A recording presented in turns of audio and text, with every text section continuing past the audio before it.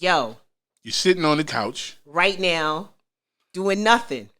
Life is passing you by. Life is passing you by. Keep procrastinating over and over. Your homeboy is signing a bad deal right now where you could have a law degree from Everest and Twitter and stop every artist from signing. What the fuck was this whole week, bro? I don't even know. But what I do know is a lot of people don't know what the fuck they're talking about. Nobody. And there's been so much backpedaling on Twitter this week. Yeah, so everybody, once again, in the race to be first, to talk about something, to get in a comment on both sides. I mean, we saw people that work at publishers and people that work at record labels. We saw managers. We saw all types of people jumping out the fucking window. Man, and shooting themselves in the foot. So let's do what Twitter's been doing all the last couple of days and backpedal a little bit. See what I did there? So yeah. Megan Thee Stallion revealed on Sunday that there were some renegotiation issues going on with her original indie label, 1501 Entertainment. There's another word between 1501 and right. Certified. 1501 okay. Certified Entertainment. And we watched the entire internet before we knew what the issue was, what the deal was, what she was asking these people for. We saw the entire internet just show their asses.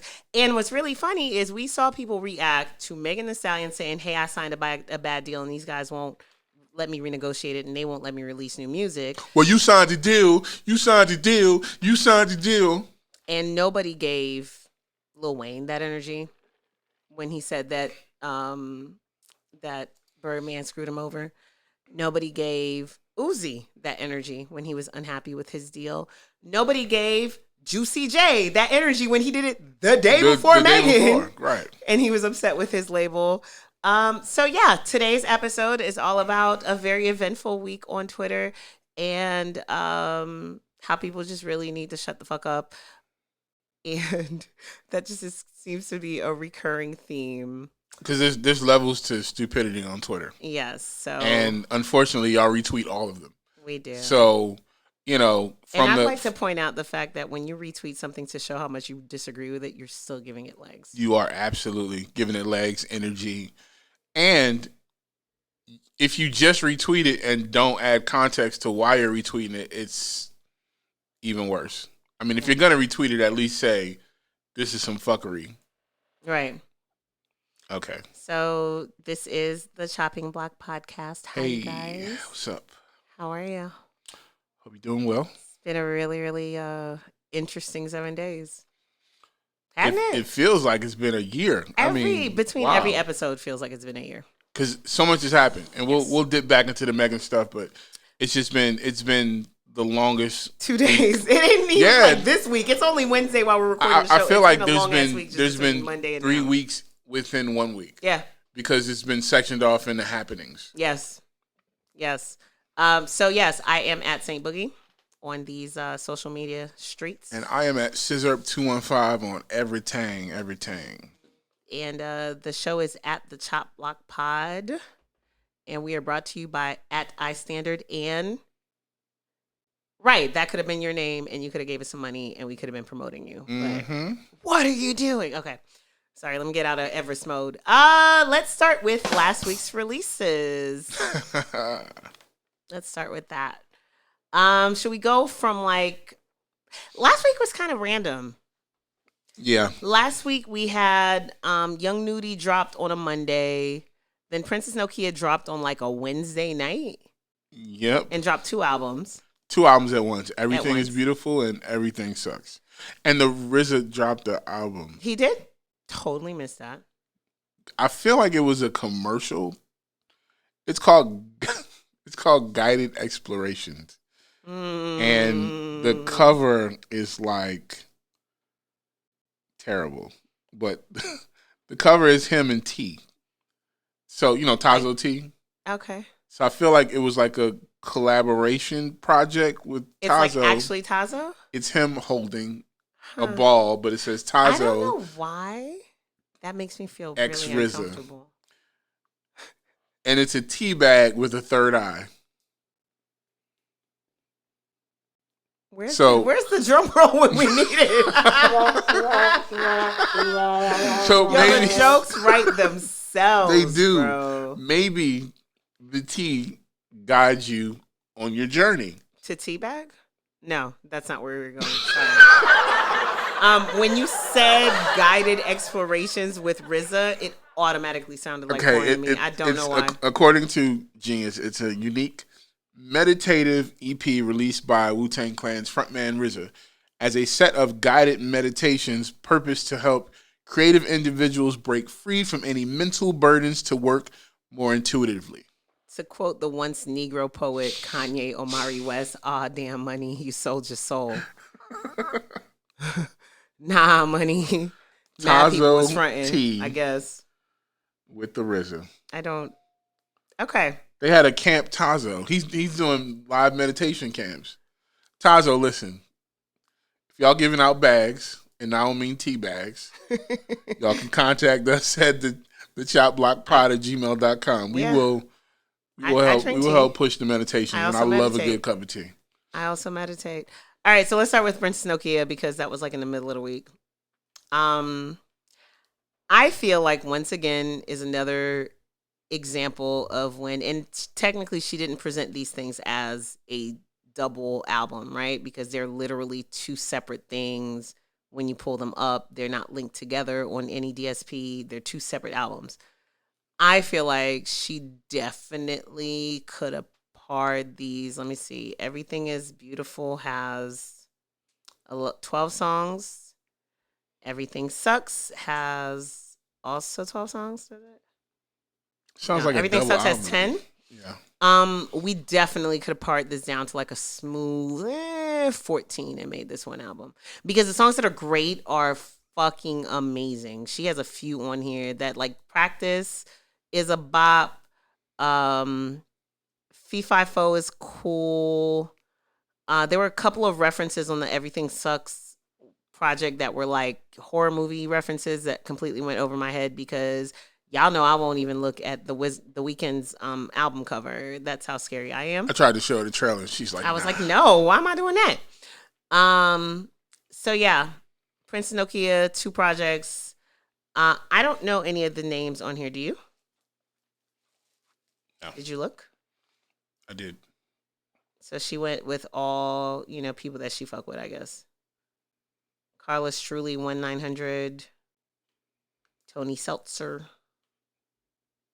Oh, well, on Everything is Beautiful, she's got Terrace Martin. Right, she does have a Terrace Martin joint and on there. Ocean. So it's really funny because it says featuring Terrace Martin, but you don't, like, he doesn't actually, I guess maybe he's playing an instrument on the song. Right. Which, would be his thing. Princess Nokia is one of those artists that no shade, forget is around. I'm not saying that to be an asshole. No, what happens with artists like her is you generally meld them into another person. Right, that's possible. It's just like, for me, it's like Denzel Curry and Joyner Lucas. In some universe, they're the same person to me.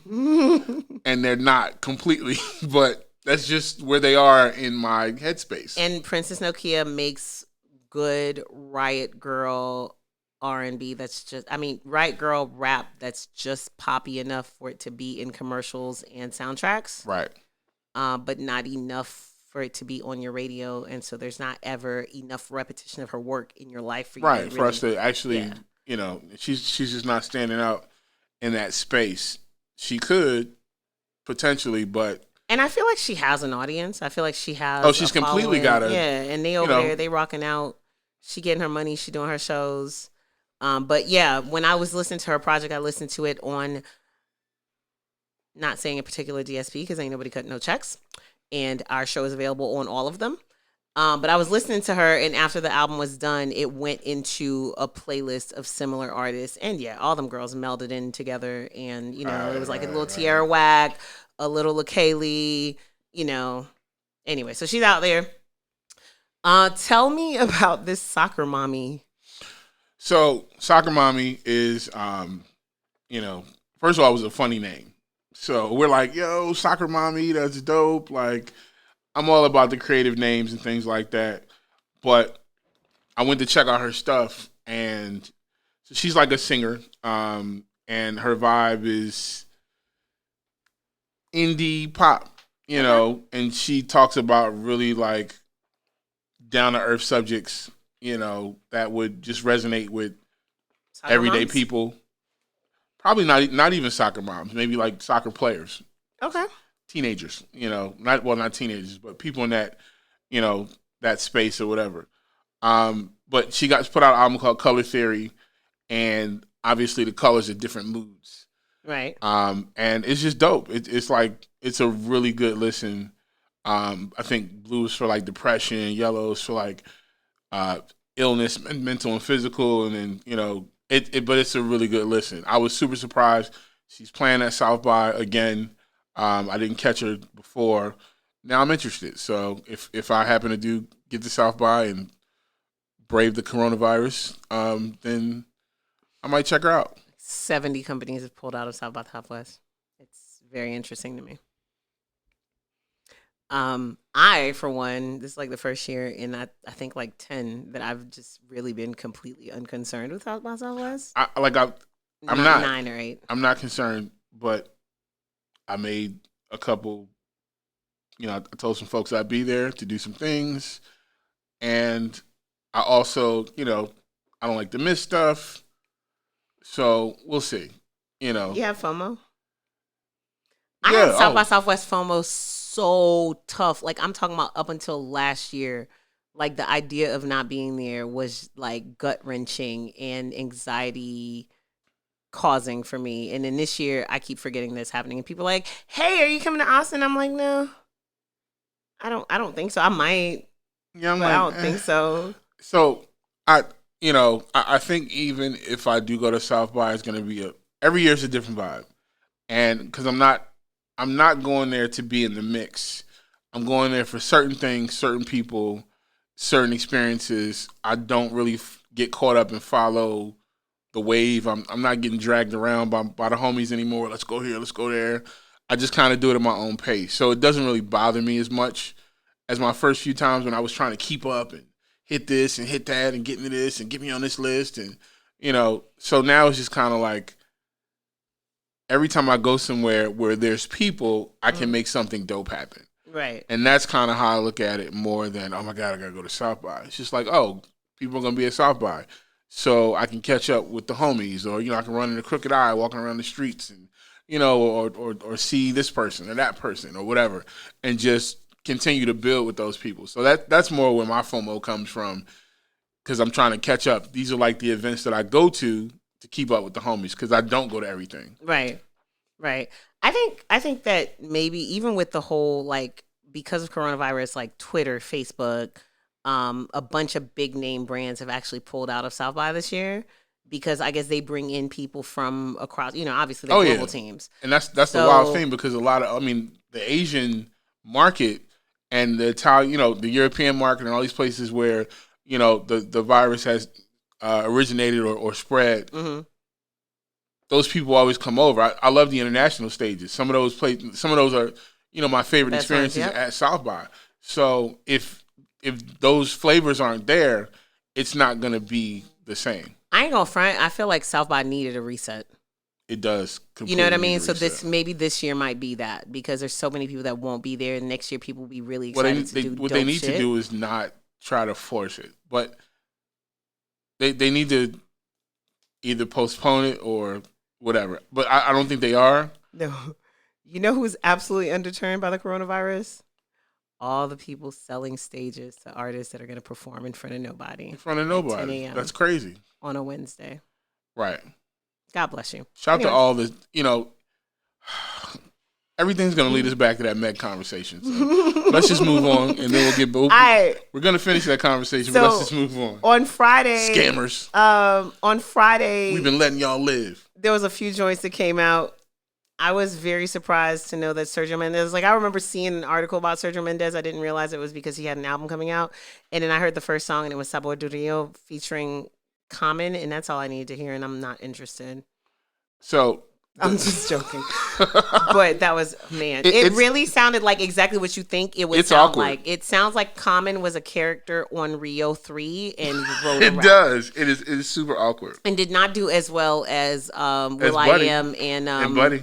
No. I'm talking about specifically in Rio. Will I Am and Jamie Foxx were given the opportunity to play characters that had songs. The songs sounded like what those two artists normally do, but also borrowing a lot of Sabor do Rio, which is exactly what this song is called about, Rio's flavor. I wouldn't be surprised if Sergio had credits on that problem.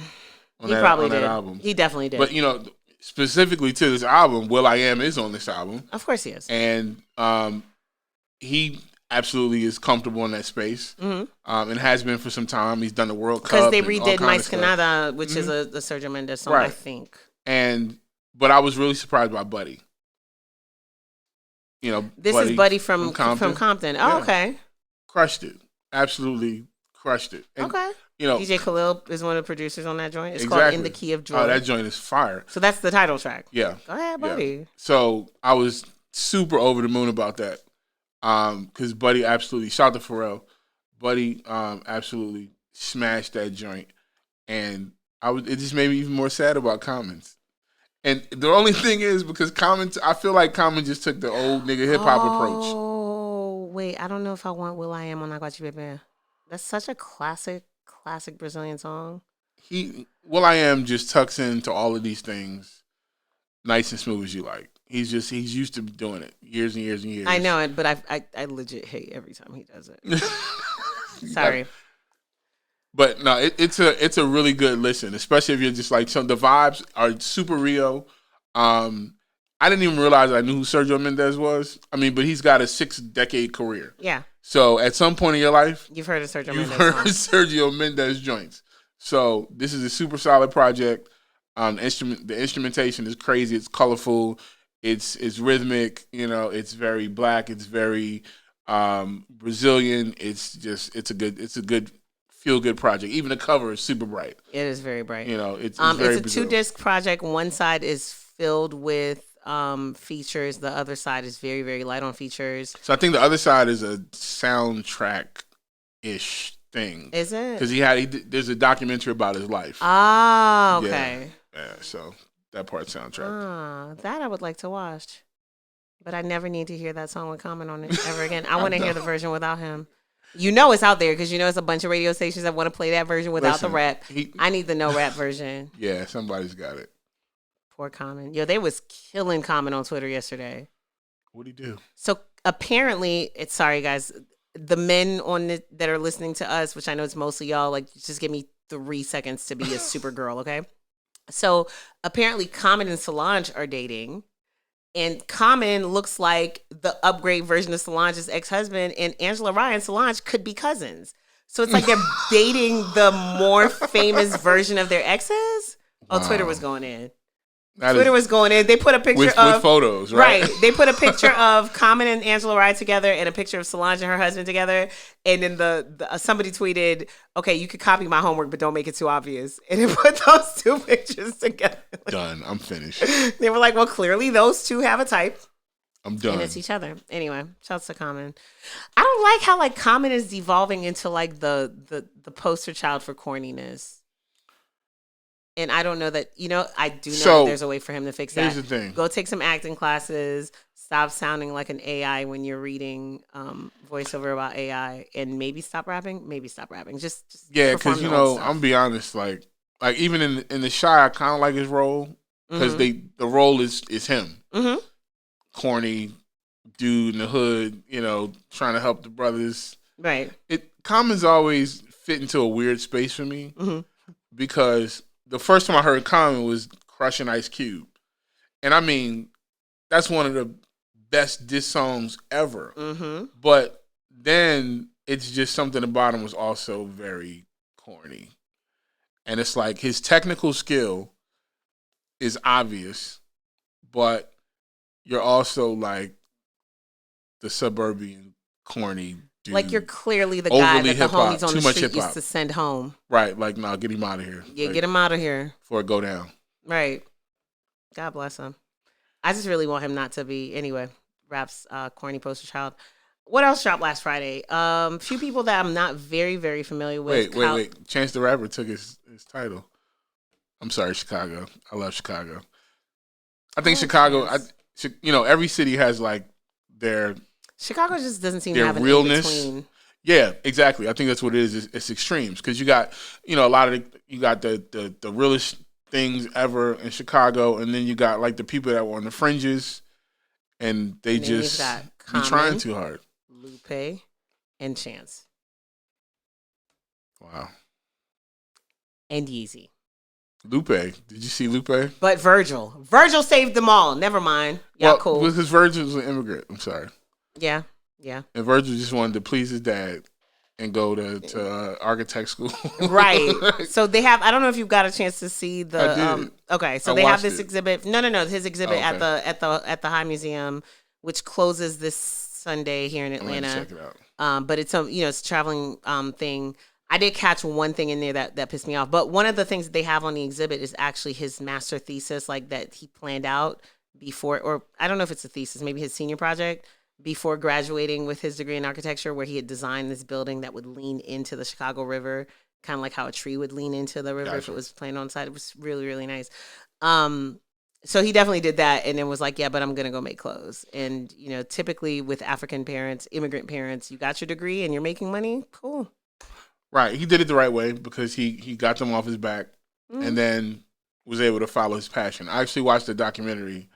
I don't really watch the conspiracy documentaries too much, but it was like how Kanye's protege stole his dream. So it's actually a really... Not his mother-in-law. It's actually a really... Not his mother-in-law. No, but it's actually a really, really good... Well, this is his fashion dream. Okay.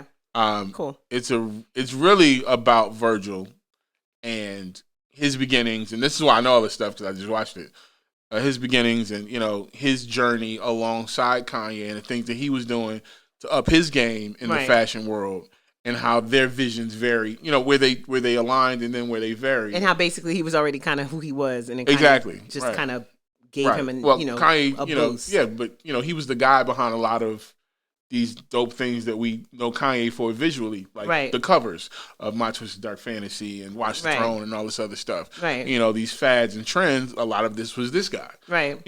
So he took his ball and, went his way at some point, and that's okay. That's cool. That's fine. He made that man money for a decade. Y'all got to redefine your sense of voice. See how everything keeps bringing us back to Meg? We going to get there in a minute. The universe wants us to talk about Meg. We're going to get through this music first. So one thing that I did catch at the Virgil Abloh, it's called Figures of Speech, the museum, the exhibit. And it's interesting because we went on Sunday when they were actually doing an artist talk with him. But I mean, that artist talk was like you could only get tickets in person. People started lining up at 5 o'clock in the morning. I love my nephew. I don't love him stand outside at 5 o'clock in the morning. I do. But I wasn't doing it for Virgil. I'm sorry. I wasn't doing this past weekend. In any case, they had this Supreme shirt that Virgil reimagined their logo, where instead of the box being just the regular Supreme box, it was red, RBG, red, black, and green. So he appropriated the cultural appropriators. The RBG? Or Supreme? No, yes, he Supreme. did. And that's exactly what he does, right? What bothered me, though, is I don't know who wrote the little descriptions of the artwork, but they were like, yeah, he changed the colors to reflect his father's, his parents' Ghanaian legacy. And I was like, that's not the Ghanaian flag. Well, not Ghana. Where is he from? He's Nigerian. No, he's not Nigerian. No. Mm-mm. It's another country. I don't think it's Ghana, but it is. We about to find out. Ghanaian. Yeah, it's Ghanaian. Yeah, it's Ghana? Yeah. Okay. That's not the Ghanaian flag. I'm sorry to the jollof rice eaters. All of them. They're all don't. Anyway. I'm just saying, that's a big thing. That's like calling a Dominican Puerto Rican. Or Haitian. Right. Wait. Anyway. I'm getting over it. I'm getting y'all March is my month of letting go of grudges that don't really serve me and don't really serve any purpose in my life. So I might be throwing a Haitian Dominican party this summer. Interesting. Yeah. Why not? I'm telling you. Why not? Do it. So, but yeah, the RBG, in case you guys saw that too, has nothing to do. Like go back and listen to some Dead Prez. Red, black, and green is the color of Pan-Africanism. It's not the Ghanaian flag. But now that we've given Chicago a little bit of sauce back, when did Dirk's album drop? Was that last week or the week before? No, not Dirk. G Herbo. Yes. Same person.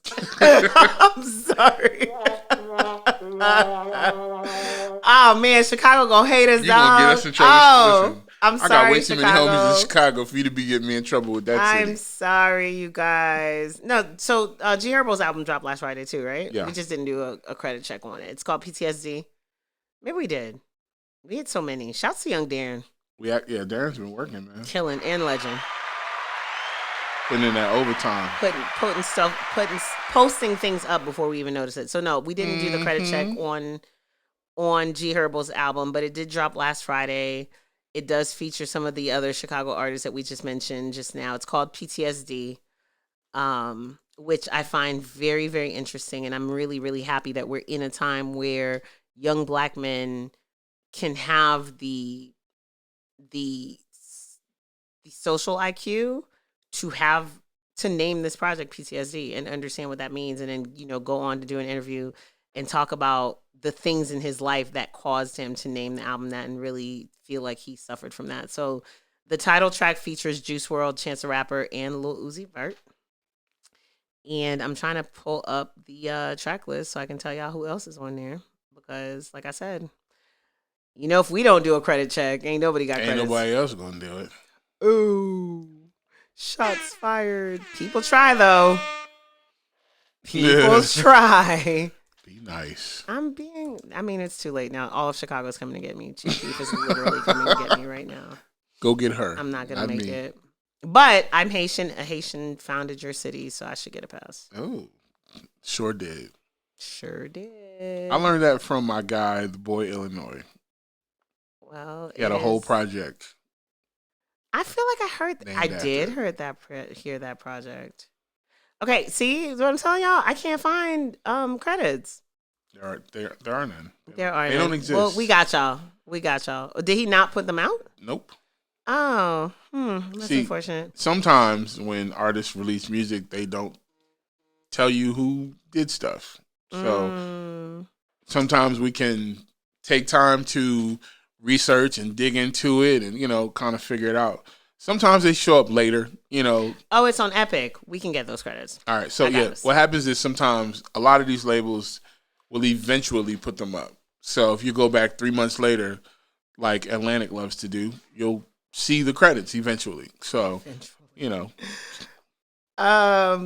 Featured on the project, though, are Lil Durk, BJ Chicago Kid, A Boogie with the Hoodie, 21 Savage, Polo G, Jacquees, no sé por qué, and somebody named Too Pretty, and somebody else named Santa. So shouts to you putting on for the homies. And like I said, I'm sending an email right now so that we can get those credits. There you go. And get those posted for you guys. Because I know people. She famous. I know people. I am not famous. I've been told that it's not who you know, it's who knows you. Since we're on Chicago. Is that... Oh, you said she famous. I heard half the outsiders live in Atlanta now. Okay, so Bad Bunny. Bad Bunny. Guys. Dropped a hell of an album. On a Saturday. He said, I'm going to let it clear out real quick, then I'm going to do my thing. He dropped it Friday night, and the internet went absolutely nuts. And day one, 61,296,389 streams. Biggest debut of 2020, 9th biggest debut of all time on Spotify. Mikey's Wepa. And it's, so we got a credit check coming in English and Spanish. Oh, no, excuse me. It's the 7th biggest debut on Spotify of all time. We got a chopping block coming in English and Spanish. The credits are up right now, so you can go check out everybody that he worked with on that joint. People like Tiny, Daddy Yankee's on there. It's a bop. I mean, and it's visually watching on YouTube. And the reason why I say that is if you watch it on YouTube, they took and I've never seen this before. Somebody might have done it before, but the story is about him as a kid. Well, it's called I Do What I Want. right? So all those letters we're trying to figure out like what Yo the hell is this hago gonna lo mean? que me da la gana. Right, and we're all like, since you felt you needed to go get reinforcements to do a Spanish and English credit check, like I'm not fluent in fucking español y como no te podría hacer este show en español para el demás de la hora que nos queda. I wanted to go get an authentic. It's fine. Boricua. That's racist. And we just happen to have one right here. It's fine. We just had the whole Tego Calderon conversation. Shout to Tego. Shout to all the dark skin. We just was talking about the dark skin Hispanic folks. Oh yeah. You know. Shout to El General, the OG. Every time I can. Shouts to old Evie Queen, man. Yeah, we was just talking about Evie Queen. Yep. Yeah. Threw it back. I was gonna be funny and be like, shouts to the old Sammy Sosa. But the back old to Bad Sammy Bunny. Sosa. Well, he got Setch on there. Setch is a big black dude, big black dude singing. Yo, I just heard Setch on a song. I cannot remember whose song it is. I want to say it's Setch's song featuring. He's got some work out there right now. Featuring what's his name? The Dominican one. Like there's only one. Nicky Jam? No, the other one. Ozuna. They have I think it's the two of them. They have a song where the hook is like, if you're gonna leave, find you two dudes, because it's still not gonna add up to me. I was like, you better talk. Yo, Latino men have been dissing the fuck out of their exes in music since forever. Oh, listen. Look up the lyrics to Llorarás. The whole album is clapbacks. Like that's it. The whole Bad Bunny album, like, it's all clapbacks. It is. I enjoyed it. It's absolutely a great piece of work, and I enjoyed it. So my favorite joint is definitely, what's that? Yo Perreo Sola. I twerk by myself. It's like a battle of the sexes. Met this shorty on the dance floor. Dude ignored the girl ignores him, and they're like going back and forth. It's a super fire joint, and we got to get the full credits up here so we can give what was that the artist's name? I can't think of her name, but the girl that's on Pe fucking Ere? No, Yo Perreo Sola. Okay. But she's an artist. She had she released work under another name, Nessie. But what did she release her previous work under?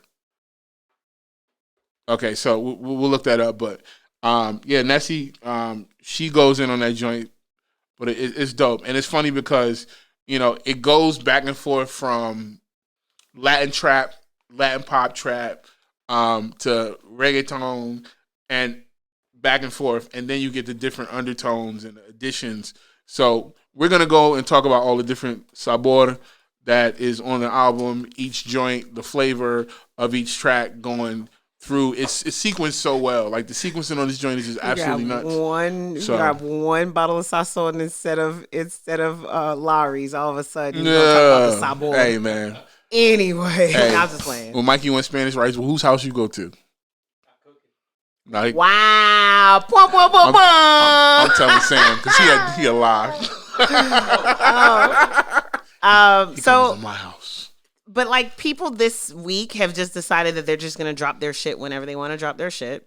It was cool. You could do that in February. You could do that in the beginning of March. You could do that on Leap Day. Yeah. Oh, and that I think that might have been a good idea. He put his joint out on Leap Year. That was a crazy idea. On Leap Day. But I mean, like I just want y'all to think about the power, and sometimes I think and it's going to be a great segue, but I think we don't really pay attention to the power of these international artists. Like you dropped a project on a Friday night and did 70,000 streams in one day.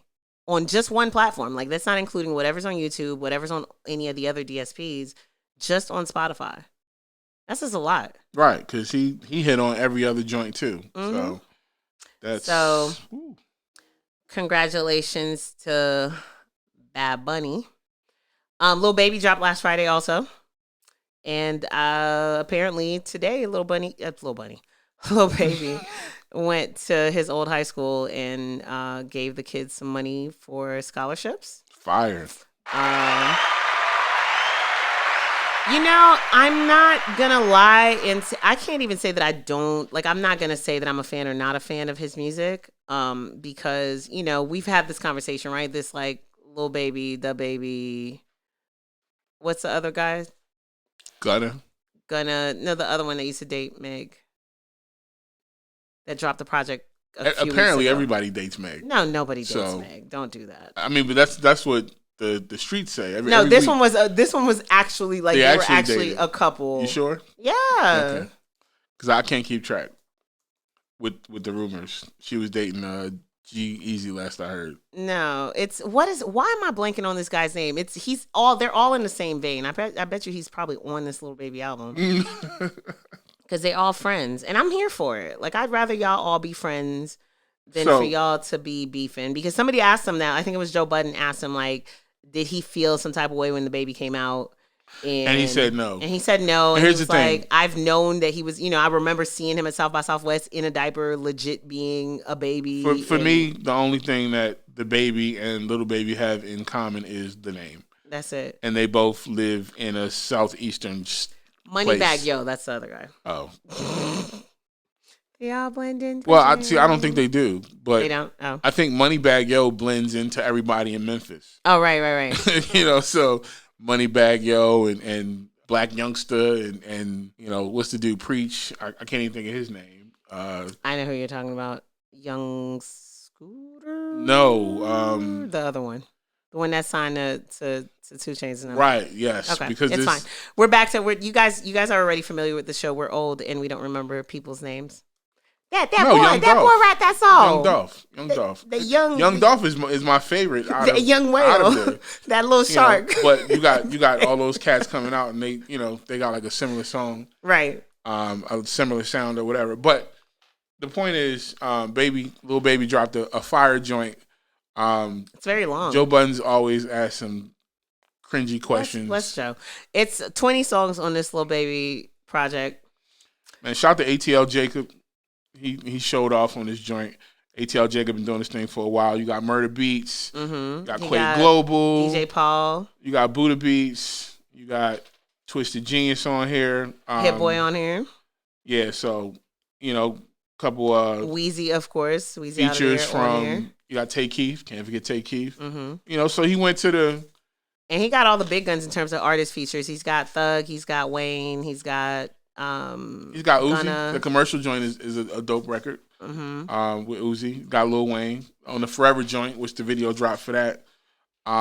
It is what it is. And if you are a fan of that vibe, which I am, then it's a good project. I think Lil Baby's a great artist. I love his hook game, so yeah. Also, shout to Colin Leonard, man. I don't know, y'all, if you ever read credits and nobody cares about mastering, right? Because y'all don't really know what that is. But what's that? A mastering engineer is the person who puts the icing on the cake and makes the record radio ready. So if you look, there's only a few top tier mastering engineers, and you'll see Colin Leonard's name sing mastering over all types of records. That man's put in absolute work. We always like to give a shout out, and also shout out to the Thomas man. They call him Tilly. He mixed a lot on this record. He might have mixed the entire thing. So shout out to the studio personnel. Don't nobody ever show them love. Indeed. And our last entry for the week, or our first entry for next week, however you want to spin it. Actually, let us play this little clip and then we can talk about what this is. My son is still alive. I see him every day. I hear his voice. He talks to me through his music. This is due in large part to you, his supporters. I appreciate every long-lived bankroll, every Fresh Friday post, any respectful tribute or gesture of gratitude towards my son's legacy. These positive expressions of love mean so much to me. They keep me going, and I truly appreciate them. My intentions in releasing this album, In Bank We Trust, 4 years after my son's death, is to set the tone for his ongoing legacy.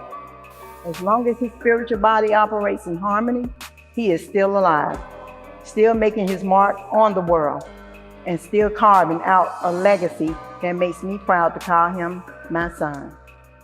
Long live Bankroll. So yes, Bankroll Fresh fans finally have the posthumous album that they were waiting for. I haven't heard it yet. They did have a listening event here in Atlanta yesterday. I heard it. Oh, so you did get to hear it? I pulled up to the situation. Shout out to the Trap Museum. Yeah, man. The Trap Music Museum. You gotta. The Trap Museum. Okay. That's what it is. It's the Trap Music Museum. I know, but it's the Trap Museum. Okay. That's what it is. All right. I mean, in the trap, ain't nobody saying all three words. We got the Trap Museum. You know what I'm saying? Shirt. Okay. Go ahead. Ain't nobody worried about that shirt. Sorry. You know, I used to work for them, and so I want to make sure that their branding is proper. But she's trying to get me in trouble with all types of people. At all. So they actually dropped this on the 4-year anniversary of his death, which would have been today. Well, which is today. So we got the credits up for that. It was a really dope situation. His mom was there. The whole team was there. They were doing artwork. You know, everybody, we did the silent listen, so everybody had the headphones, listened to the album the whole time. Mm-hmm. It was packed out. Like, it was packed out to the point where, like, they was turning people away, like, yo, they're going to call the fire marshal on us. So it was really fly to see the whole city turn out. Doesn't understand. Sorry. It was really fly to see the whole city turn out. You just in diss people mode today. When am I not? Where's the shotgun? We like got the guns because you just I'm gonna just say this once. I'm gonna say this one time. Every building has a capacity. It does. And when you decide to hold an event at said building, you know how many people it can fit comfortably. You do. But before I'm going to stop you because we're going to finish giving Bankroll his flowers, and then we can get back to the complaint department. I mean, but it's really just that. That was it. Right, that was my whole statement. So back to it was a really great situation. The album came out. It was, like she said, 4 years in the making. D. Rich did a majority of the production. Mm-hmm. You can read the whole joints, the whole credit situation. But yeah, it's and out. See the visual that went with that audio that we just played, you guys. What I like is looking at this, that the only music publisher listed on every single one of these songs is actually Bankroll. And that was my concern when I heard that they were doing an album. My first initial thought was, is his family going to benefit from this? And so I'm glad that they did it that way. And if that took 4 years to do, you know, and I don't know if they spoke to that during the event yesterday at all. Did they talk about any of this stuff? Not about any situations of that matter, no. Well, it's here. And it's kind of bittersweet to me because, you know, that probably means that's it feels like it closed the chapter. Yeah. And I think that Bankroll, you know, because he wasn't as big outside of the city as some of these other artists that we've lost way too quickly, Bankroll's loss was something that really should resonate more in this city. And I think it should be a bigger conversation. It really should be. Because Bankroll Fresh was on his way to really kind of open a different lane and add layers and texture to what Atlanta hip hop looks like. And unfortunately, it just kind of became a thing that happened and then we moved on way too quickly. And I mean, I remember what happened because I literally lived around the corner from where it happened. And, you know, it was just, it's an unfortunate situation. In that area, the area that we're in currently, which is the area where it happened, you still see similar things happening because the culture of Atlanta is...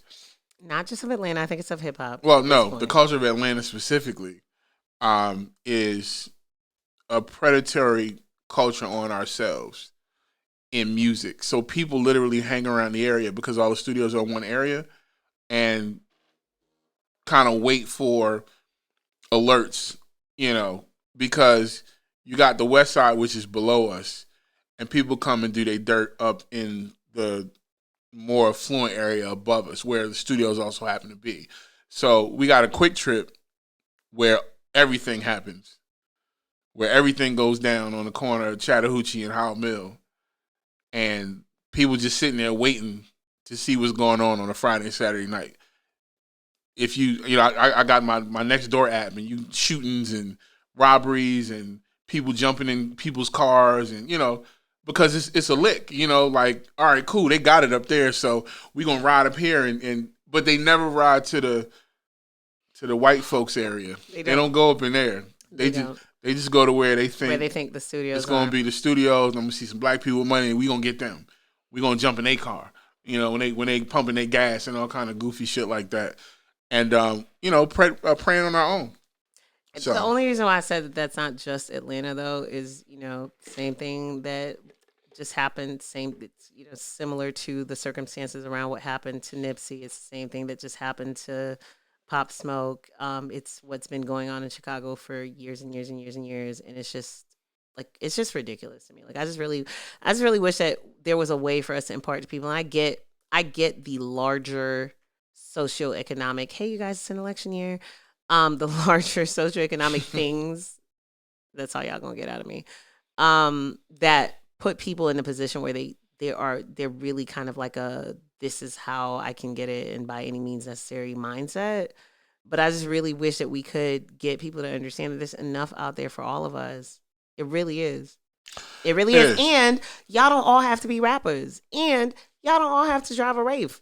You don't know what Wraith insurance looks like, my G. I pay insurance on a 2006 Nissan, but because I live in the middle of Atlanta, I told somebody how much I pay for insurance the other day, which I thought was cheap, and they were like, "Oh my God, why is your insurance so much?" And I was like, "Wait, this isn't." No. Anyway, but I mean, it's cheap compared to, say, New York, but it's not Atlanta cheap, right? I just didn't know. But then again, that person also told me that they didn't understand why I had full coverage, and I said, "I'm a grown up." Anyway, you guys, no liability. That sounds like a song that T.I. would do with B.O.B. No liability. That's all the albums that came out this week. I would like to remind you guys once again that I have a pretty decent voiceover voice, and so does Sis. Sis didn't say anything to reinforce the fact that. Well, they probably already heard my commercial. Right. So, hey. Shouting out Anchor. You got something to promote? Is it an album? Is it your beats? Is it your studio? Because Anchor is the only person that's actually paying us. Right. Is it your services as a mastering engineer? Maybe? Right. We would be more than happy. Promote your product to our audience. Is it an event? Which is growing. Yo, see, I just want you to know that I just stopped myself from shooting a shot. Right now. You can shoot a shot. It is possible. No, it's fine. It's fine. It's cool. We don't mind you shooting shots. I'm gonna be nice. You are absolutely okay with shooting shots. So we said that this was a very, very busy week. It was. It's a lot of stuff came out. So much shit came out this week. Let's just start with RMR rumor, which came out of nowhere. It came out of nowhere at the beginning of the week. We just see this. Rook sent me a DM. Shout out to the Justice League, and it's a video of this guy with guns, and that's all I see. I hadn't. You didn't play it. I didn't play it. It was just like, okay, it was in a story. Hey, this guy with guns, and I'm just like, oh, okay, bunch of goofy dudes holding guns with ski masks on, gold teeth showing. That's normal. And then, oh look, it's a rap video. Click play. Right, click play, and this guy's singing Rascal Flatts. So I was befuddled and upset. Not befuddled. Yes, befuddled. Definitely not upset because I don't be giving enough fucks to actually be upset about something. She was upset at first. I wasn't upset. I was just I was baffled because my thing was this video 100% went viral on social media, right? Mm-hmm. And then usually when I see shit, like my feed is mostly, influencers, media people, whatever. So typically, like if I see the shit, that means the shit is about to be out of there. I'm still baffled by the fact that that clip that they posted on Twitter has 733,000 views. It has 12,000 likes. It has 4,000 retweets, and Money is still sitting at 6,000 followers, which is a whopping 4,000 more than what he had last week when he dropped this video. He's completely got it. Well, the other thing is, it went viral certain places, and it was kind of segmented because it was weird. I was trying to track the progress. Like I was watching the video, seeing how that was doing, and then there is an Instagram world. And I think it went more viral on IG They paid money for IG than it did on Twitter. I would venture to guess that that's paid ads. I believe it is. Because you can do the same. You can pay for ads on Twitter. It's not. But it's more geared people towards. Don't think about paying ads on Twitter. Towards the Instagram audience.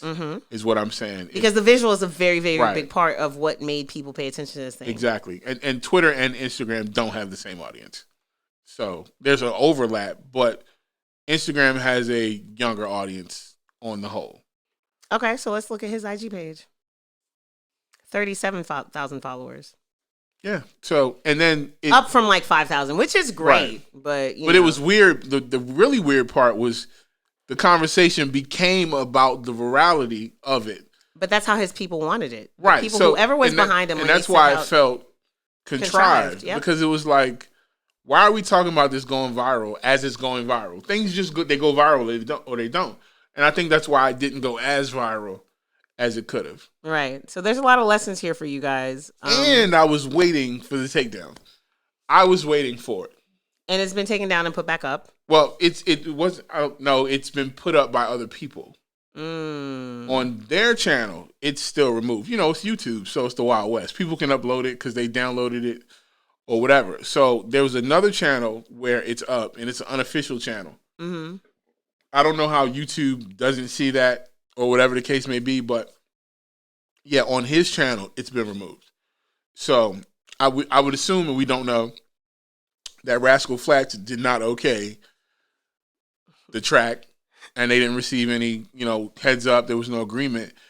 And just for legal Twitter, you can't just take somebody's song for the Everest graduates and do whatever you want with it without their agreement, because everybody's like, free RMR, and it's just like, no, he's y'all know. First of all, you got, and if it was the other way around, y'all would be mad if somebody took his song and went and did whatever. Listen, we all make music. We're all creators. We all have to respect each other's art. It's just a conversation, it's just a conversation, or it's just an agreement, right? Let's get used to doing things the right way instead of doing hood booger shit. See, we keep coming back to Meg. I know, because this is why this podcast exists, because we want y'all to do shit the right way. The right way. The right way. Stop doing backhanded hood booger shit. So my side of that is, I need y'all to really understand what your end goal is behind your PR and marketing campaigns. Because for me, I think that the end goal should always be converting to consumers, right? So like actually finding an audience. And when your video generates all of this attention, 37,000 followers on Instagram is not a big deal. At all. For the amount of conversation that's happening behind the song, it's not a big number. It's a huge leap from where he was at a week ago. Right, which was nothing. Which I think is amazing. I'm very curious as to who's really, really behind him. And I would love to see a case study about how much money was, because I don't give a fuck what y'all say, ad buys were involved. The first site that posted the video is a site that very specifically will tell you that they will review your video for free, but then they upsell you for them to place it. And and they send that information out, so it's not like I'm not outing anybody by saying that shit. So they paid for the placement. They put the clip up, all genius. People started talking about it, still very genius. Mm-hmm. Then y'all made us lose interest because you went right ahead and was like, oh my God, do you see this thing? It's going viral. Right. And we're all like, And you clearly send it out to all these other outlets with that narrative. And then the conversation turned from what was going on to what was going on. Right. Where the video is genius. The singing is not bad. The song itself is not bad. Mm-hmm. And had you just serviced it to everybody to begin with, you would have gotten like genuine, actual engagement. The way that people were fucking with Bobby Schmurder, right. The way that people were fucking with what's our little baby's name that we love? Our little baby, not little baby, but the one that we love and that we have to protect at all costs. Old Town Road. Oh, Lil Nas X. Like, people rallied behind him in that song organically.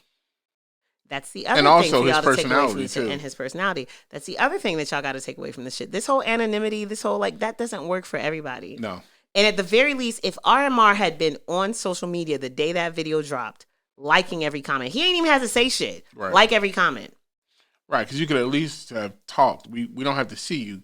And, an example of that where it worked was her. But they had a long-term strategy. It wasn't a immediate let's go viral. They put out some good fucking music. We just not gonna tell you who it is. We're just not gonna show you her. We'll just say her, and that be that. That's so, it. you know. So the story is still developing. We said that a week ago. We were like, let's come back in a week and see where we're at with this. And then they released what the next single was supposed to be, which was, we're gonna jack Matchbox 20. And it's like, okay, you guys have a theme. They put out the name of the project, and then he put out another clip where he's singing what, Usher, or I don't know. He put out another clip recently where he's singing something else, and I'm just not as interested anymore. I'm not either. I wanted to be interested. I legit forgot that this happened until I started prepping for the show today. Because Meg did it. Yeah, was it Meg? Sway Lee dropped the song. We got to kind of... It's pretty dope. It's pretty dope. It's called Someone Said. Someone Said, which is actually an ad-lib from a Travis song. From the Travis Scott said. Yeah. Yes. So... And he turned into a whole song, and it's fire. The video is really, really creative. It looks like a commercial. And people are loving the video. See how that happens, you guys? And immediately after the song came out, Sway Lee had to say, I'm good, Slim Jimmy good. We 2 different individuals, more solo songs on the way. And Trim Life 4 on the way. We 2 different types of artists, and that's going to be respected.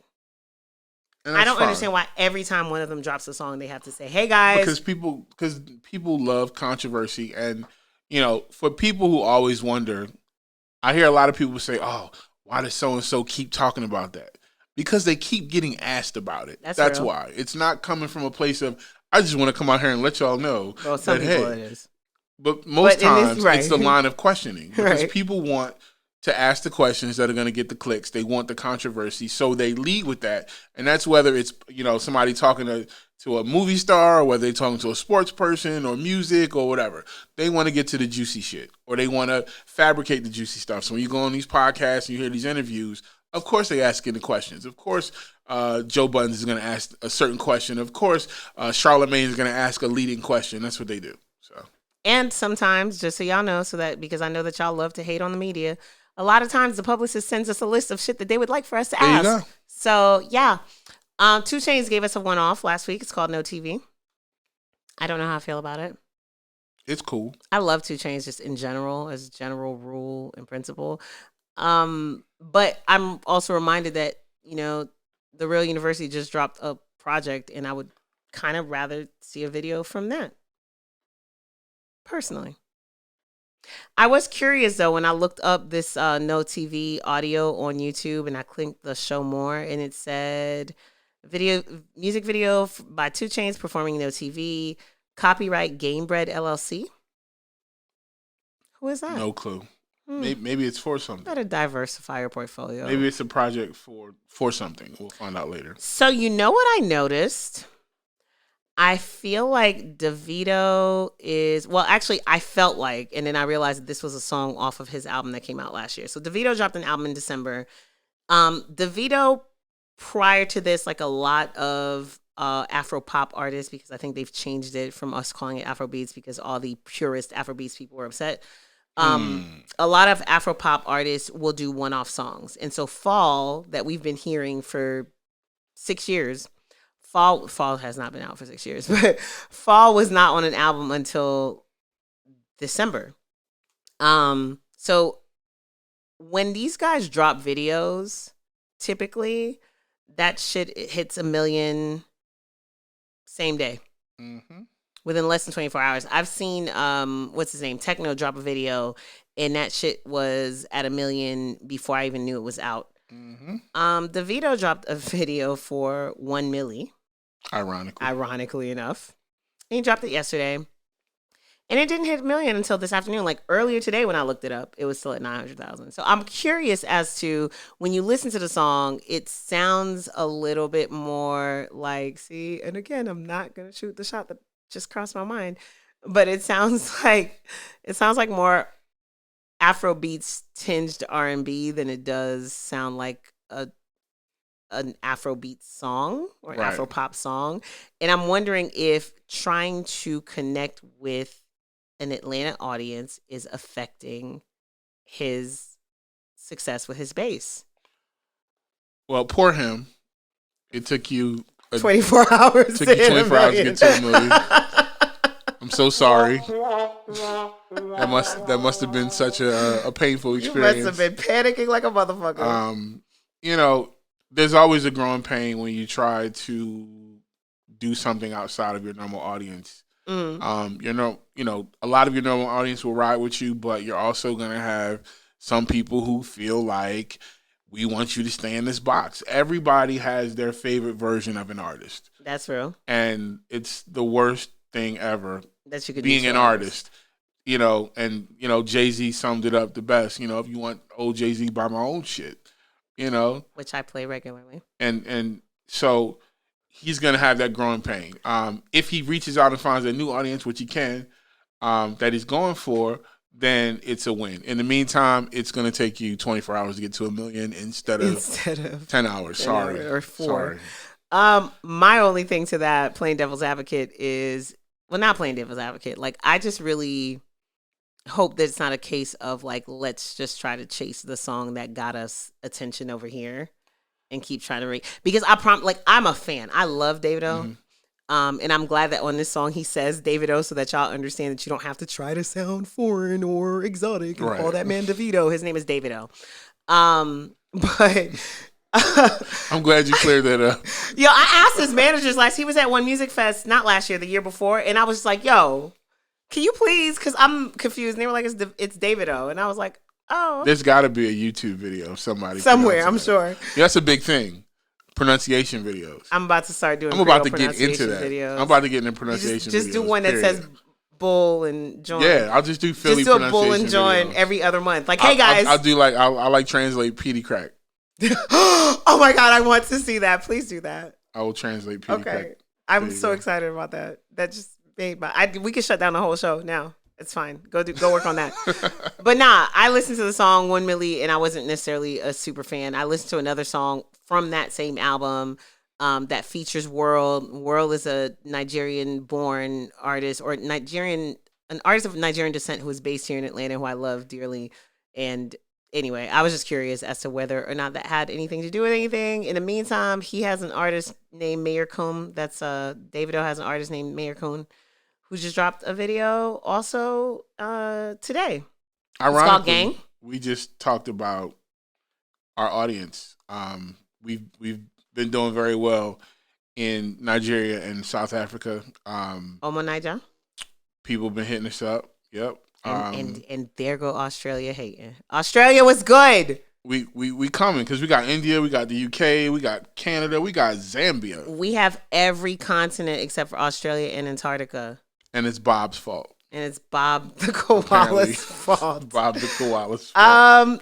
All right, last one on this. Well, not last one on this week's releases. Jhene Aiko not only gave us a song called Ho and put feature on it. I love Jhene Aiko. But she also gave us a video for it. Happiness over everything. In parentheses, HOE. Ho. And the hook is like, I hope he doesn't think I'm a hoe, or I hope she doesn't think I think she's a hoe, or something like that. So yeah, this album is happening. It's dropping on Friday. It's called Chilombo. We told you guys already who's featured on it. Which is her last name, for all you people wondering why it's called Chilombo. That's her actual daddy's last name. She's going on tour with Queen Naija. It is technically a world tour because Canada. Not your girls tour. Wow. Because Canada and St. Kitts, but mostly it's a U.S. tour. It starts on May 1st in Boston, and it ends on June 27th in St. Kitts at the St. Kitts Music Festival. Oh, nice. And you can get all the dates on Jhene Aiko's I want to go to St. Kitts IG page, and I really wanted for us to be able to give you guys the credits and stuff ahead of time, but Def Jam is not answering our emails. Def Jam's PR department can send me an email about every single thing that they drop every 3 days cannot open my emails and answer them. See, I feel like all my Def Jam contacts are in New York, and I feel like I need to reach out to the LA office for that. Can we get it from the New York office? I mean, the PR people are in New York. They're in New York? Okay. Yeah. So, all right, I know who to call. Listen, whoever we need to call.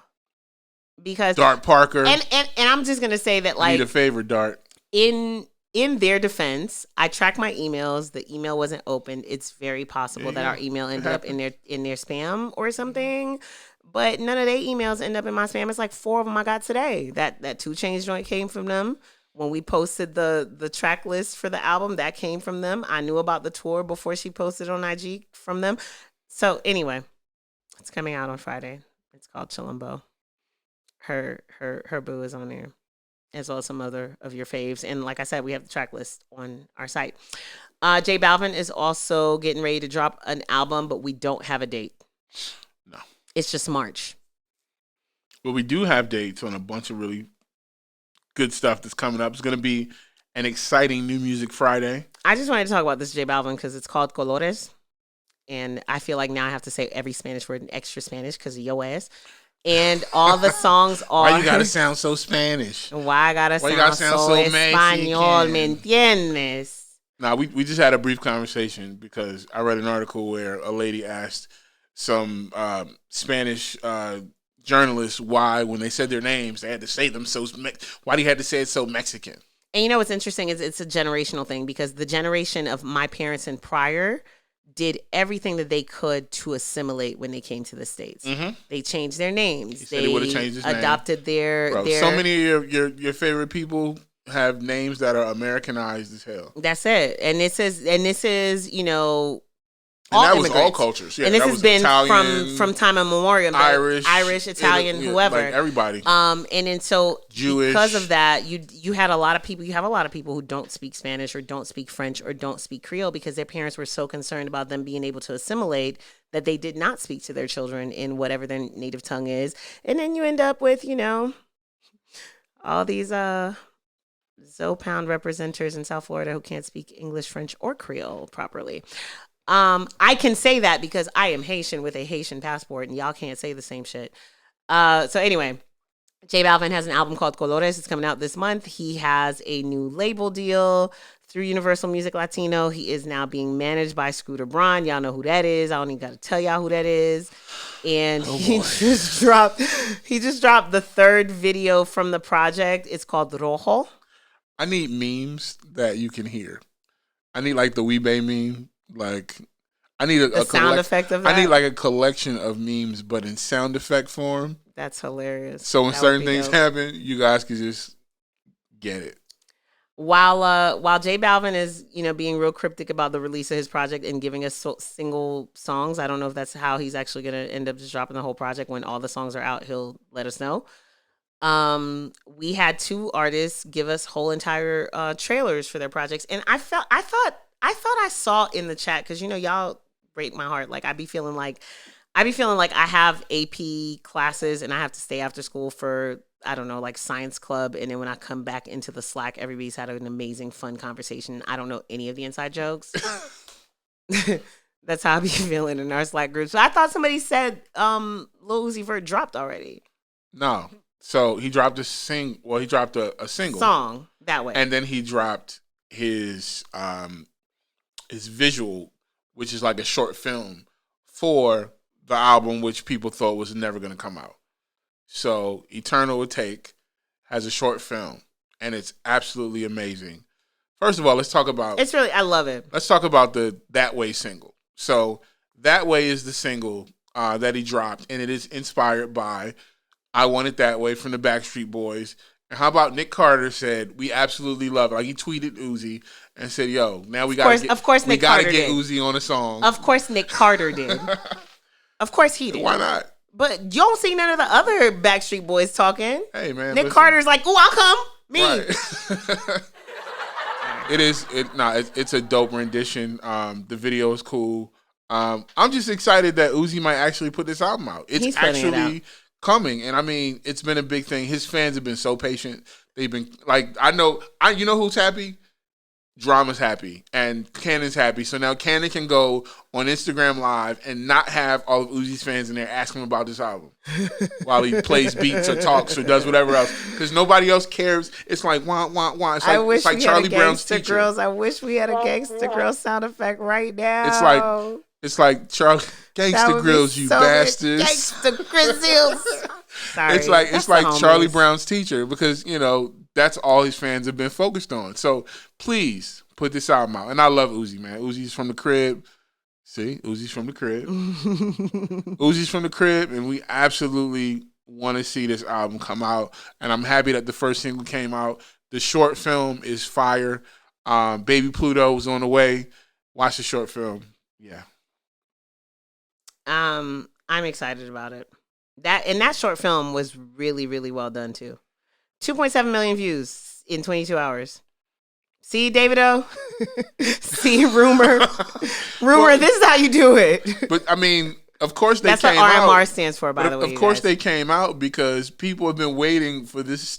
People waiting for this album. Do we have a date for the album yet, though? For years. Oh, and shout out to Super Mario on the production. Super Mario out of South Carolina for That Way. Yeah, I also believe there was some co-production on that, Young Land and Philippe as well. But shout out to Super Mario. When is the album coming out? It's coming out next week. Is it? Mm-hmm. Why can't I not see this? Okay, yeah, you guys, album coming out next week. I enjoy Lil Uzi Vert. I enjoy Lil Uzi Vert because he seems so very, very comfortable in who he is as an artist. I love it. Absolutely. As a person, I mean, he's as a person also. Yo, listen, people where I'm from, that's not normal. Like, it's not okay all the time. Like, and I love this generation of Philadelphians who are absolutely, like, bucking that trend. Like, fuck that OG, extra tough, gotta be this way, gotta wear Dickies and polo shirts button up to the top of your neck. Like, I love that these kids are breaking that mold. Dickies? I love that they're colorful.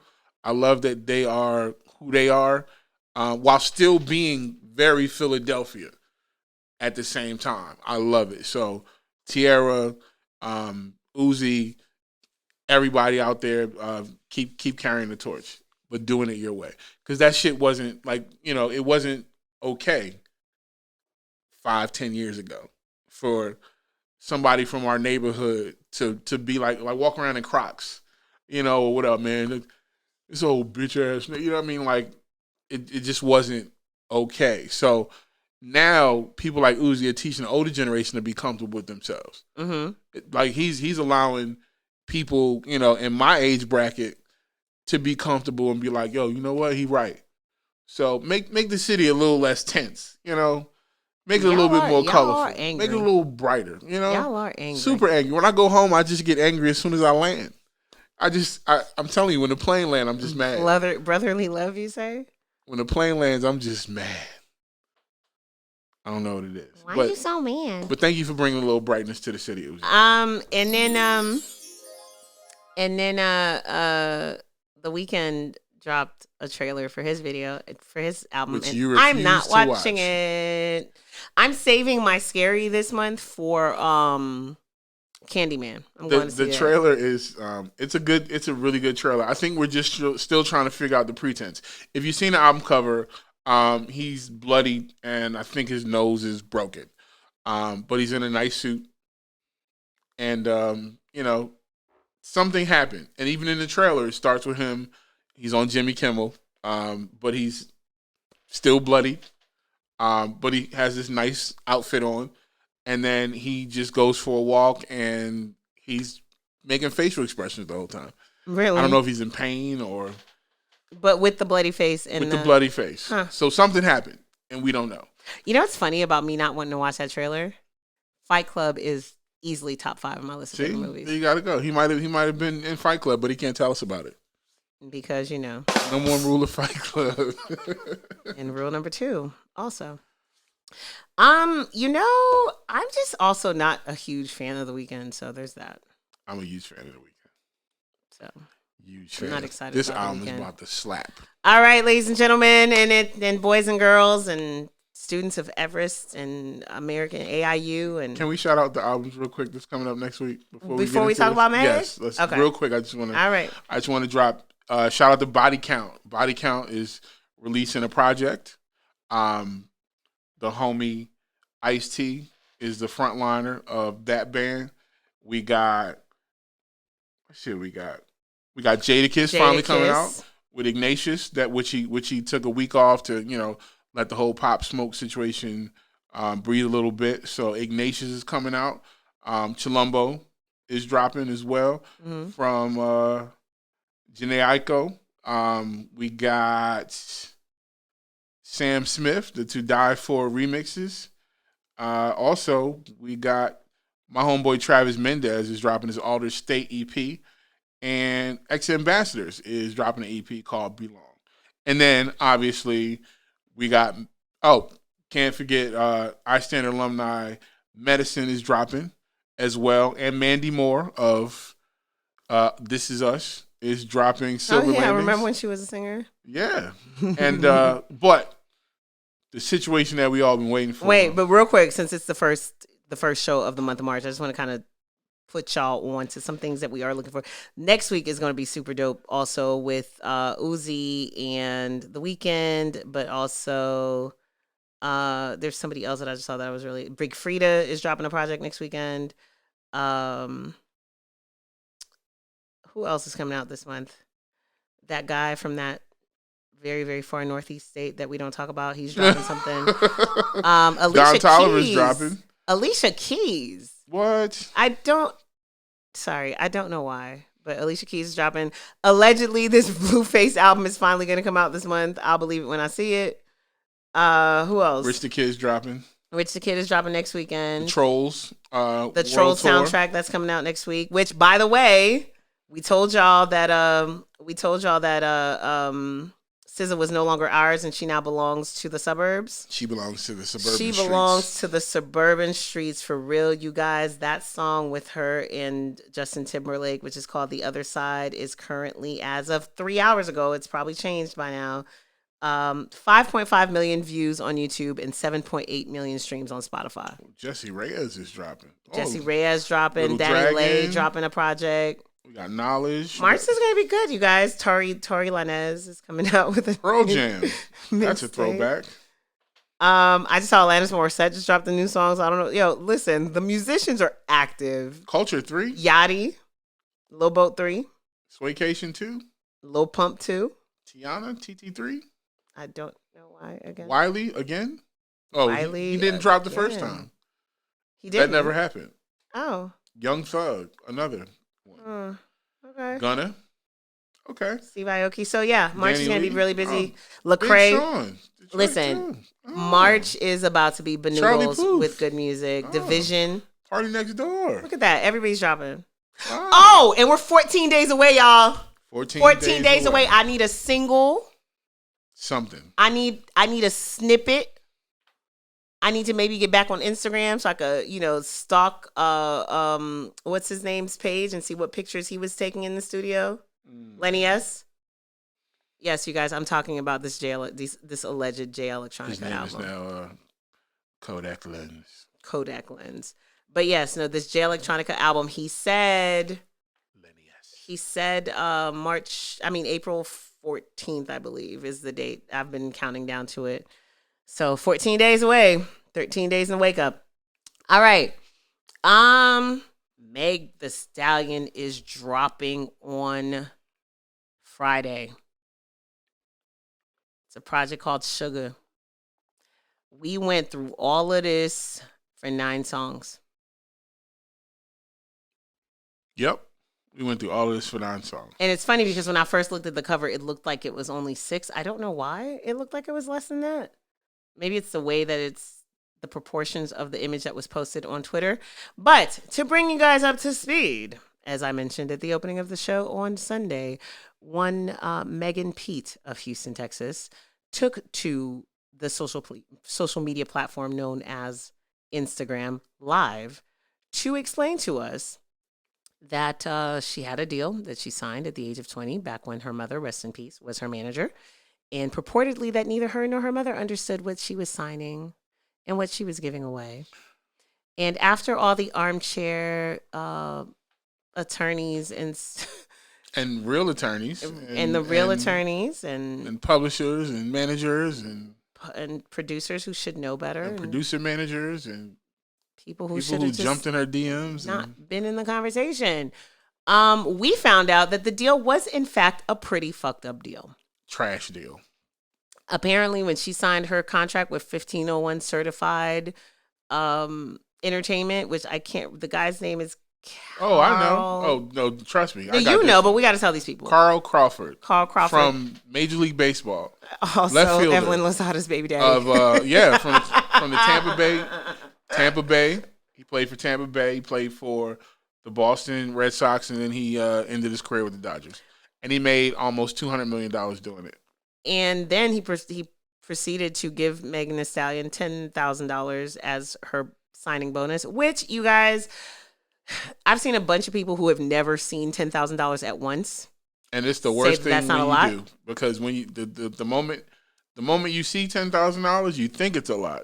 Right. And once you start to bust it down, it's not that much. But some people have argued that at the time when he signed her, that maybe was what the deal was worth. Fine, cool. It was not what their deal was worth. But but I'm just saying that was the advance. I just want to dispel the rumors that Megan hadn't done anything. First of all, when Megan signed that deal, she had already started popping. She had released 2 projects. One which was I think it was Rich Ratchet, which was locally a hit. And if you know anything about Texas and the Texas underground market, if you got a local hit, you've made plenty of money. Ton of bread just in Texas. Slim Thug, no. You could make a whole career out of the state of Texas. And not only that, but let me tell you guys something. When we interviewed Slim Thug for the Art Behind the Tape, that's one of the things that's always stood out of every interview I've ever done. It's always stood out to me is that he said to me that when these artists in Texas all got their major label deals, I think that was like the summer of, I want to say 2006, 2006. They all came out. They all dropped the project. Slim Thug was signed to Pharrell. Chamillionaire was signed to Atlantic, I want to say.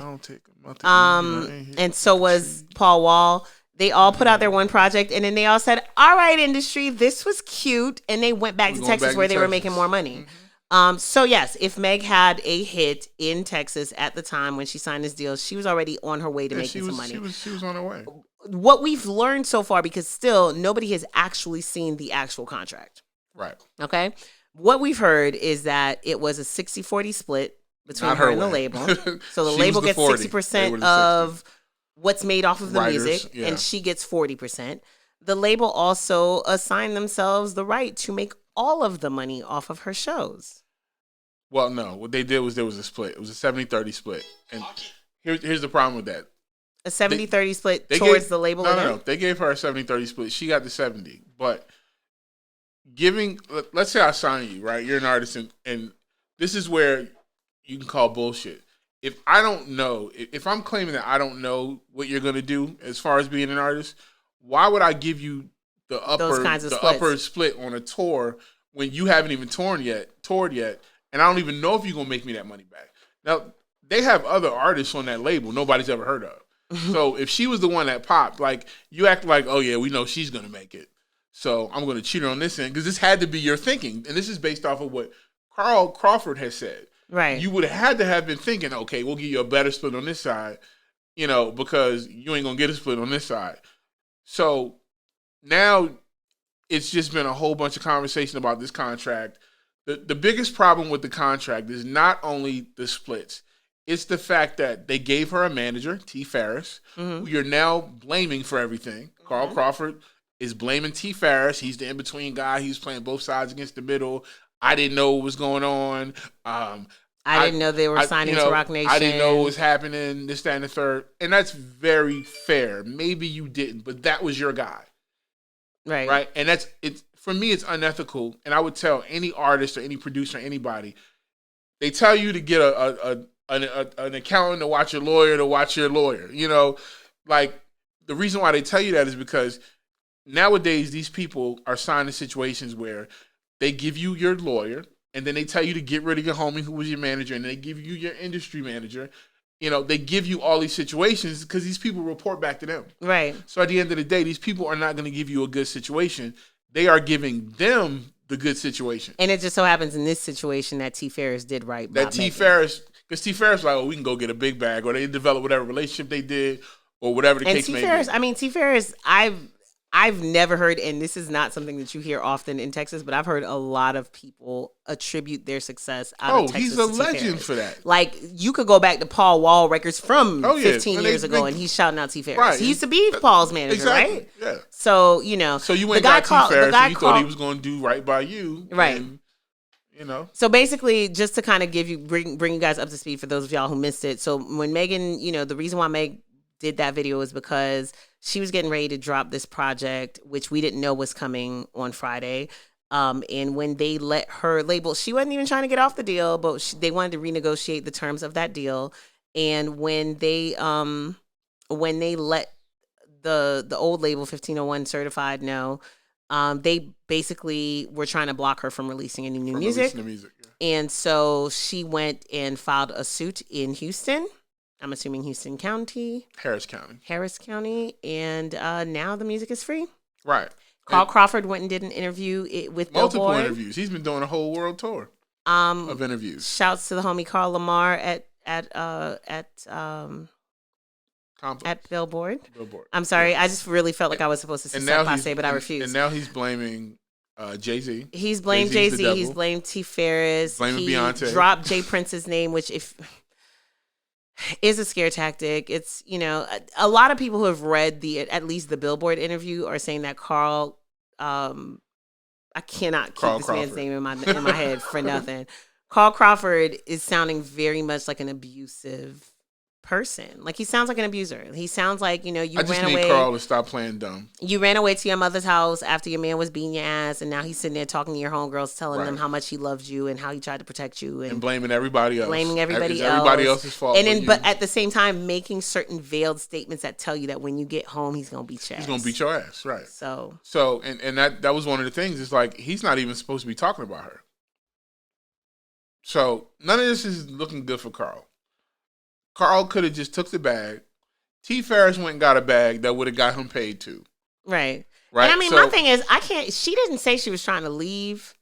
No, she signed a management situation. First of all, I just want to make it clear for everybody listening. Her Rock Nation situation is a management deal. It's not a record because deal. your record label is not your manager, and they're not supposed to be. Right. So T. Ferris felt that he could take her to Rock Nation and they could help her develop her brand further, which many an artist has done that. Khaled and a bunch of artists have entrusted Rock Nation with helping them because they're good at that. That's what they do. Right. You know, they blow up people's brands. And I mean, even beyond music, they can help you with that. So he saw a bigger vision, and that bigger vision would have helped everybody. And I understand if Carl felt like he wasn't as included in the situation, and that might be true.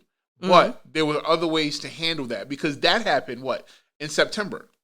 So that happened in September of 2019. And at that point, you should have went up to Rock Nation, made, whatever situation you wanted to be known.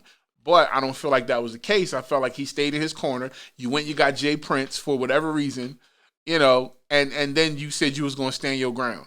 And then it just started to deteriorate, and now it's ugly. And now you might lose out on your artists, because now you might just get a lump sum, get out of my face, where you could have just renegotiated the contract. She's making all this money. You'd have got paid. Everybody got paid. Everybody would have been happy. So it's a control thing. No matter what is going on, no matter what the particulars, this is a clear case of control. Mm-hmm. But above all that, for those of you aspiring artists out there, people who have aspiring artists around them, there's a few lessons to be learned here. I would say the main one, me personally, is, maybe we don't put these kinds of conversations on social media at all. I'm fairly certain that your current management had the legal power to resolve this without you running to Instagram. And, I feel bad saying that because I feel like I'm kind of victim blaming in that way, but that's kind of what got us onto these conversations. Indeed. Number two is y'all really got to re-examine the values that we have as an industry. And when I say y'all, I mean hip hop, because people are so quick to call Meg disloyal, to say that, and which is what Carl Crawford, I remembered it now, which is what Carl Crawford said, is that she's not loyal, that, that you're running off to other people now that you've blown up, and I put so much money into your career and this, that, and the third. First of all, from a business standpoint, you're allowed You're allowed. Picture your job saying, well, I taught you how to be, the best call center representative on earth. You can't never quit and go work for another call center. Because you worked. Because that's what y'all were doing. It was two sides to that. Right. You worked. They had a job. Everybody served their purpose. That's it. It's just really weird, this whole loyalty conversation. Right. Because what about ethics? What about just doing what's right? And here's my problem. You have a multi-millionaire black man in Houston, Texas. You go back to the hood, and you want to start, a record label, which all the damn athletes want to do. Oh yeah, I'm retired or whatever. I'm gonna go find some little rappers or whatever. And then you sign them to terrible ass contracts. You are trash. Predatory. You contracts. are trash. No matter what, it's trash. I don't care how anybody spends it. You didn't have to do that. You didn't have to do it that way. And then you try to play stupid. Mm-hmm. Now, even if I gave you that, you signed too many deals in your life that were amazing because he's got some great contracts. I checked. You signed some amazing contracts. So you at least knew what a good contract was versus a bad one. Right. You knew. Anyway, before we go, Pop Smoke's family has released a statement about his death. The statement says the family of Bashar Pop Smoke Jackson would like to express our sincere gratitude to everyone for their support. Every prayer, call, and act of kindness is deeply appreciated as we mourn the loss of our son, brother, and friend. Brooklyn was a backdrop for all that Bashar loved. It's where he was raised, nurtured, and educated prior to the world being introduced to his immense talent as the artist Pop Smoke. We continue to ask for respect and privacy during these difficult times. In accordance with Bashar's wishes, we will be announcing the full details of his foundation soon. Shoot for the stars, aim for the moon. That was the statement that they released. They did it via IG. And that statement came, if I'm not mistaken, 2 days after 50 Cent announced that he is planning on executive producing a posthumous album for Pop Smoke. And he's already working on pulling that together. Stay tuned. His Pop Smoke's manager, Stephen Victor, confirmed that that's actually happening. 50 has reached out to, so far, I had names that I had in my head. Post Malone. Why am I blanking? I hate how these sites post their stuff these days. Sorry. He reached out to Post Malone. He's reached out to, a few different artists who are popping right now. I want to say, I'm not going to say because I really thought the article that I had that information in there. Surprise, joke's on me. Niggas don't be reporting shit. Anyway, if you go to 50's IG, y'all know 50 can't hold water. So he's already shared some of the details as to who he's reached out to get involved. It's some of the names that you're familiar with that are, buzzworthy up-and-coming artists who are planning on getting involved with that. So, we were talking about after his death how, we didn't know whether or not we would get another Pop Smoke project. And now we have an answer, although obviously we're not at a point yet where anybody could be talking about dates on that. So, yeah, that's going to be it. What are you excited about this week, Meg? That shit better be fire. After all of that fucking drama, dog, that better be the best album she's ever put out. I hope that we don't make that really a part of how we listen to this album, because that would be unfortunate. But unfortunately, it's probably exactly how we're going to listen to the album. No, it's not. I would expect a single to drop either today or tomorrow. But she's already put out some songs from this project. Bitch was on that project, or is on that project. And I feel like there's one other song. Let me see. Bitch is already out. So I don't know. I don't know that we have time for I would still expect else. There has to be, you drop a single the week of. You all almost always do. Where you drop a video or a single with the release. So, all right. So y'all got a new Meg single coming. I'll be on the lookout within the next 48 hours. Something of that. J Electronica better stop playing with me. I'm excited for Chilombo. I am too. I enjoy her. Big Jhene fan, so I'm excited for that. I'm excited for Body Count. Really? Yep. I probably won't listen to that. Super excited for Body Count. So, Mikey, you excited for Body Count too? Absolutely. So, Shouts to our producer, Mikey. Hey.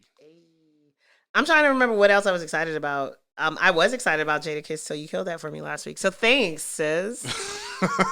Thanks a lot.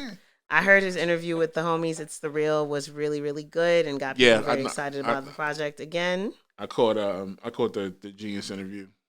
So yeah, you guys, do me a favor and stop acting like you know everything on social media, okay?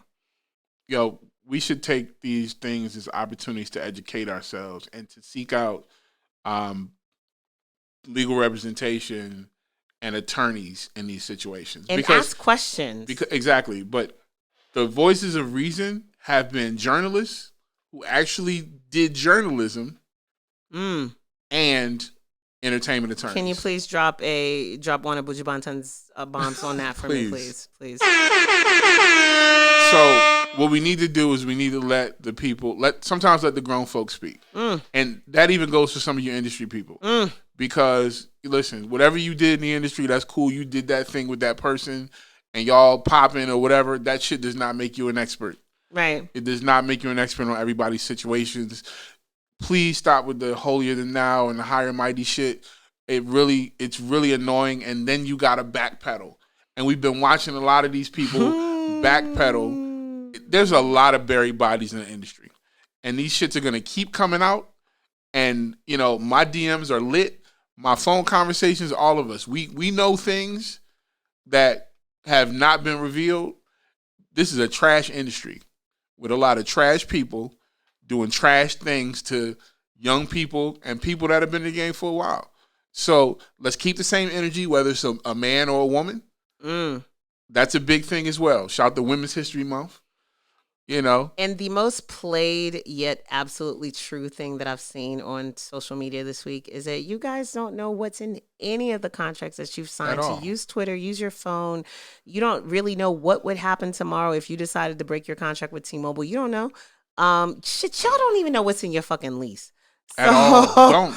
At all. Because you didn't read it all. And for anybody to pretend, like I said, I've had contracts sent to me, people like review the contracts, and I understand terms, but at the same time, I'm like, I still tell people, you need to take this to a lawyer. Because a lot of those terms, they hurt my head. I don't even want to read it. And I get the perpetuity, and I'm just like, yeah, I'm done. And there are pro bono legal tons of them. Programs. There are some amazing, and y'all use the internet for the wrong thing. Y'all talking about Meg. Oh, well, she was 20. She was whatever. She should have known. Y'all should know to shut the fuck up and wait for the information to come out and stop trying to speak first. Oh, no. Who does that? So, I'm sorry, because, that wouldn't be hypocritical to tell somebody that they should know. No, what you should know is that you don't know. And it's okay. Because when I don't know, it's great because then I go find somebody who does know. And ask questions. Exactly. I love to hit it. We talk about this all the time, that I work for a producer website. I am not a producer. There are a lot of times when things come up and conversations happen and everybody's kikiing in a group chat and I'm off in a separate chat that says like, hey, right. what's the joke? But that's how you learn. That's how we learn. That's how we all grow. That's how I learned in the music business. I had amazing mentors. I absorbed information. I asked questions. And still, if it's not my area of expertise, I defer. Right. And we deferred all week to attorneys and people that we know who are reputable. We know some amazing attorneys. They are right there online. Those are the people you should be listening to. People who have actually done these deals. You could be a manager. That don't mean that you know what's in a fucking contract. You don't know how to read a contract. Stop pretending that you're an attorney, because if you were an attorney, you wouldn't need one. Let the attorneys talk. Attorneys have attorneys. So. Exactly. Because, they have different areas of expertise. Exactly. So anyway, you guys, I forgot to remind you guys what this show is at the beginning of the show. And we over time. The Chopping Block Podcast. But we knew that was going to happen. We knew that was going to. We had a lot to talk about. It's fine. Y'all love us. And I feel like our longer shows do better. Yeah. So you know what? They shout out to a couple of the homies who weighed in and gave us feedback. And, this is really long. They've really, yeah. Oh, yeah. Yeah. Longest show ever. Longer than the introduction show where we recapped the whole year. Yeah. But, it's great that you guys are excited about what we're talking about, and we appreciate the feedback. Keep it coming. This is the Chopping Block Podcast. Where we, again, we look at our albums and the credits as we do on the credit check on the website, istandardproducers.com. And we also kind of give you guys some feedback of the songs that we've listened to, although we do not do it track by track as we do on the Chopping Block on our website, which could use some more contributors. Holler at us if you are nice with the pen and whatnot. He is at Scissorp215 on social media. And she is at Saint Boogie. And the show is at the Chop Block Pod. The family, the brand is at iStandard, and we out. Peace.